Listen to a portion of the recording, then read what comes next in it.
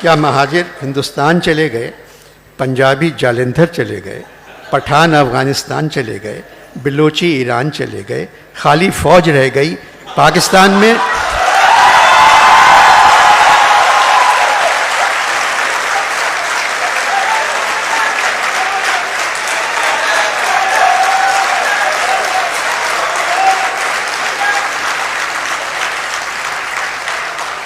दूसरे दिन मैं अपनी मकबूलियत की माफ़ी मांगने मीर साहब के घर गया।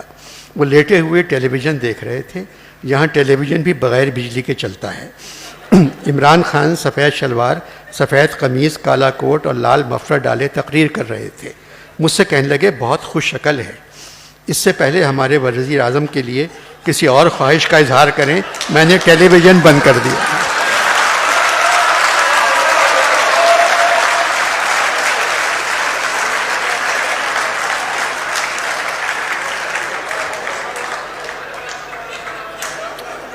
मैंने टेलीविज़न बंद कर दिया। कहने लगे, इमरान है कैसा? मैंने कहा, न्याजी है मगर न्याज़मंद नहीं। अकल है मगर अक्लमंद नहीं। फिक्र है मगर फिक्रमंद नहीं। दौलत है मगर दौलतमंद नहीं। मीर की कुल्लियात जो मैं तरतीब दे रहा हूँ तकरीबन मुकम्मल हो चुकी है। मीर साहब चाह रहे हैं तुम इस किताब का नाम बताओ। मैंने कहा, क़िबला आप अनवर मकसूद के घर एक मरतबा गए हैं, मैं 1000 मरतबा जा चुका हूँ। वो ऐसा नाम बताएगा जिसके कई मतलब निकल आएंगे।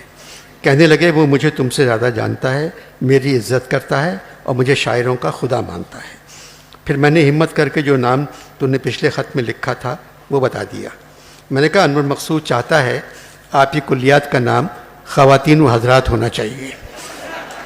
उचक के बैठ गए। मैंने गुपक लिया वरना पलंग से गिर जाते। बोले, कुल्लियात का नाम ख़वातीन व हज़रात? मैंने बताया, अनवर ने लिखा था 2000 अशार ख़वातीन के बारे में, 2000 अशार हज़रात के बारे में। कहने लगे, अब नाम समझ में आया, रख दो। टेलीविज़न लगाया। इमरान की तकरीर ख़त्म नहीं हुई थी। ज़ोर से अपना एक मिसरा पढ़ा, अल्लाह रे क्या नमक है आदम के हुस्न में भी। मैं खुदा हाफिज़ कह के चला आया। अपने क्वार्टर पहुंचा। नींद करीब आने का नाम ही नहीं ले रही थी। जानी यहाँ ना सोने की गोली मिलती है न जागने की। सोचने लगा, यहाँ क्यों आ गया? साक़ी फ़ारूक़ी की तरह दूसरी तरफ जाना पसंद कर लेता। आग की वजह से कम से कम चाय तो गर्म मिल जाती। कुछ दिन पहले मगरिब के बाद फैज़ साहब से मुलाकात हुई। कहने लगे, पाकिस्तान में तब्दीली आ गई है। मैंने कहा, मुझे मालूम है, अब लाहौर में मेला चरागां की जगह फैज़ मेला होता है। कहने लगे, अदबी तब्दीली की नहीं, हम सियासी तब्दीली की बात कर रहे हैं, नए पाकिस्तान की। मैंने पूछा, क्या मतलब नया पाकिस्तान? क्या महाजिर हिंदुस्तान चले गए?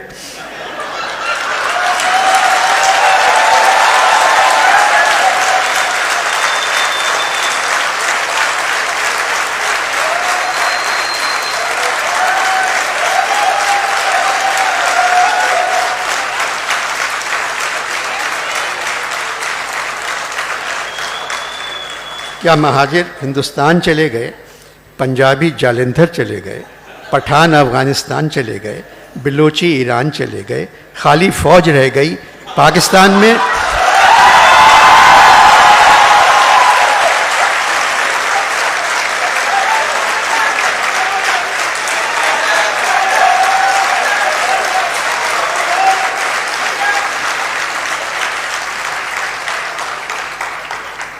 खाली फ़ौज रह गई। पाकिस्तान में वो तो शुरू से थी, फिर नया पाकिस्तान कहाँ से आ गया? नाराज़ हो गए और चले गए। जानी ये खुद फ़ौज में कर्नल रह चुके हैं। जानी नया पाकिस्तान सिर्फ एक तरह बन सकता है। तुम इमरान खान से कहो पुराने पाकिस्तान को मलिक रियाज को बेचते हैं।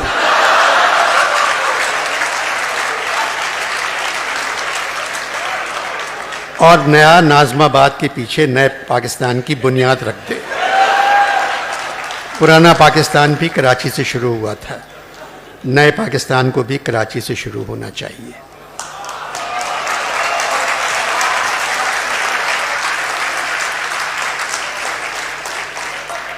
तुमने ख़त में लिखा था तुम्हें एक फंक्शन में शायरी और सियासत पे बात करना है। पाकिस्तान क्या सियासत से ठीक हो सकता है या शायरी से? जानी शायरी और सियासत में सिर्फ झूठ होता है। पोइट्री और पॉलिटिक्स में से झूठ निकाल दो तो सिर्फ सफ़ेद कैनवस रह जाता है। शायर अपनी गज़ल के हर दूसरे शेर में यू टर्न लेता है और सियासतदान अपनी हर तकरीर में यू टर्न लेता है। बस एक बात ज़रूर कहते ना, अच्छे शायर के लिए अच्छा इंसान होना ज़रूरी नहीं है, मगर हर बड़े सियासतदान के लिए अच्छा बेईमान होना बहुत ज़रूरी है। इमरान ईमानदार हैं, इसीलिए मुश्किल में हैं। अब बचा क्या? पाकिस्तान सियासत से ठीक हो सकता है या शायरी से?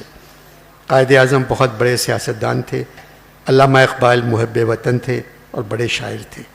अब पाकिस्तान में ना कायद पैदा हो सकते हैं ना अल्लामा। पाकिस्तान को अगर पाकिस्तान की तरक्की तुम देखना चाहते हो तो पंजाबी वकीलों को फ़ौजी बना दो और पंजाबी फ़ौजियों को वकील बना दो। मैं कसम खाता हूँ ये 2 दिन में सरहद पार कर लेंगे। जानी ख़त्म करने को जी नहीं चाह रहा है, बस तुम्हें एक अच्छी खबर सुना दूँ। आज सुबह मेरी बजिया से मुलाकात हुई। शहद की नहर के किनारे बैठी क्यारियों में फूल लगा रही थी। 10-15 हूरें उनके साथ थी। मुझे देखकर खड़ी हो गईं और दोनों हाथ फैलाकर कहा, इधर आओ बेटे, कैसे हो, किधर हो, कहाँ हो? भाई तुम अपनी सेहत का ख्याल रखो। मैंने बजिया को बताया नहीं कि हम मर गए हैं। जानी अब बताओ हम बजिया क्या करें? आसमानों में गिर पड़े यानी हम ज़मीं की तरफ उड़ान में थे। तुम्हारा जॉन जानी जाने मन।